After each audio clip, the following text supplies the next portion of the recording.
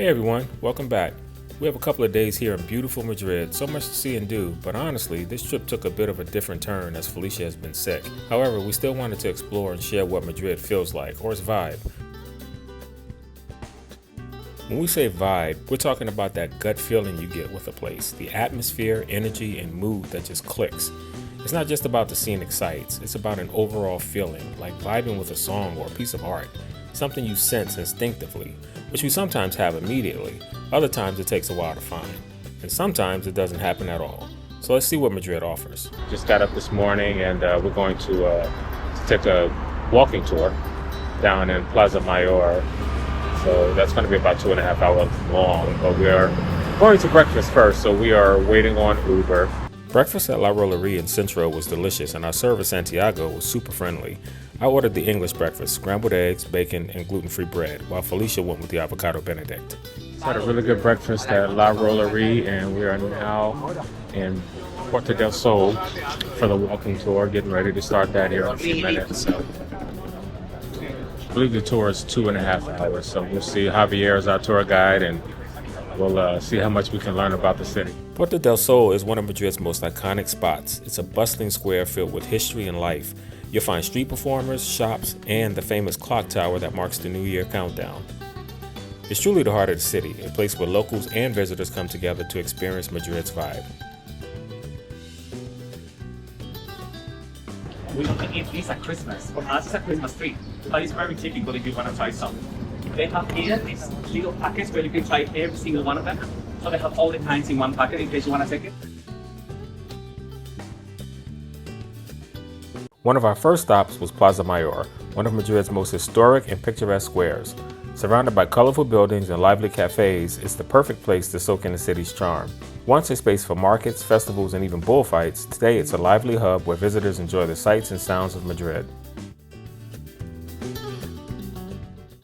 During the tour, we learned a few interesting things. First, Madrid really takes pride in its drinking water, so much so that Javier even mentioned the toilet water being drinkable.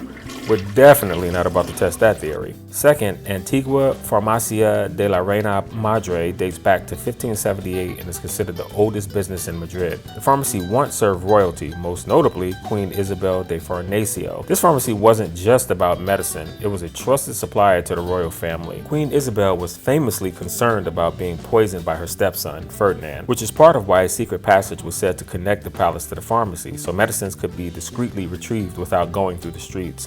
And third, there's a statue called the Curious Neighbor that's said to bring luck if you rub its butt. There are all sorts of superstitions around it. Some say it guarantees a return trip to Madrid, others believe it brings good fortune. We've decided not to rub statues around the world ourselves, since repeated touching can cause damage like discoloration and erosion. In fact, some famous statues have worn down so much from constant contact that they've had to be replaced with replicas. Alright, enough about statue rubbing. Let's head over to Plaza de la Villa. Plaza de la Villa is a charming square showcasing 3 buildings, each with a different architectural style from 3 different centuries. You've got the Gothic Mudéjar Casa de los Lujanes from the 15th century, the Plateresque Casa de Cisneros from the 16th, and the Baroque Casa de la Villa from the 17th. The Casa de la Villa itself was once Madrid's city hall, adding a layer of history to this beautiful square. So who else is looking at this building and seeing a stormtrooper?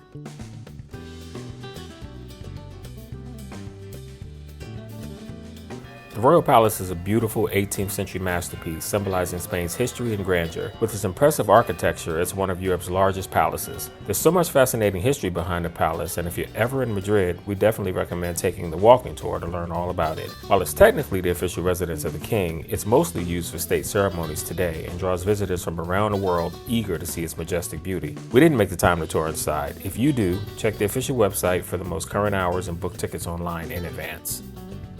We just finished the tour with Javier, and the tour was amazing. We'll put the link for the company, but I can't remember the exact name of it right now, but it's his own company that he started with some friends. We are now at the tour ended at the Royal Palace. We are just walking around, checking out some of the sights on our own, maybe grab something to eat and head back to the hotel. Quick room tour, IHG, Voco, Madrid, amazing shower head, bidet. Kevin attempted, I did not.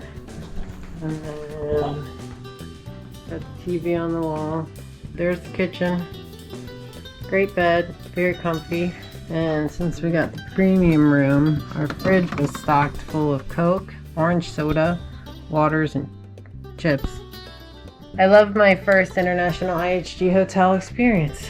Another aspect of Madrid's beauty that I really enjoyed are the tiled street signs. After reading a little about them, I learned they're a recent addition to the city, like 1990s recent. Most depict the historical areas where specific vendors could be found, but they had only been known by nicknames given by the locals. Additionally, while the buildings were architecturally stunning, the artwork on some of them impacted me more. It was great to walk around staring up just so I could make sure I didn't miss anything, while at the same time making sure my mouth wasn't hanging open in awe. One night we dined at La Cabana, Argentina. I loved my meal, but Felicia's didn't quite hit the mark. Still, we both agreed that the Marqués de Morieta wine was exceptional. For dessert, I had the lemon sorbet with cava. Definitely a highlight of the evening. Another night we ate at Senza Glutine di Grosso Napoletano and had the best gluten-free pizza I've ever had. The crust was incredible, and Felicia left her margarita pizza as well. Okay, let's introduce our vibe gauge to show how Madrid felt for us. The city's beauty is undeniable, but honestly, the vibe didn't quite match our energy this time. Still, we love exploring new places and sharing honest moments. Madrid's a city we might revisit because sometimes a place just needs a second visit for its true energy to shine. That's all part of the adventure. Until next time.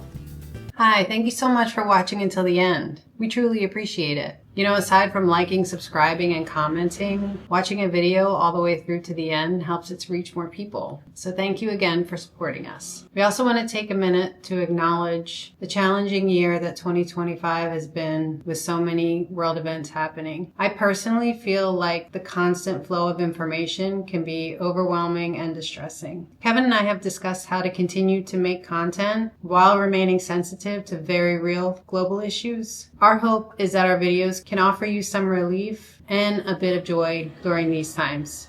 So again, we appreciate you watching, and we'll see you soon. Kevin likes that.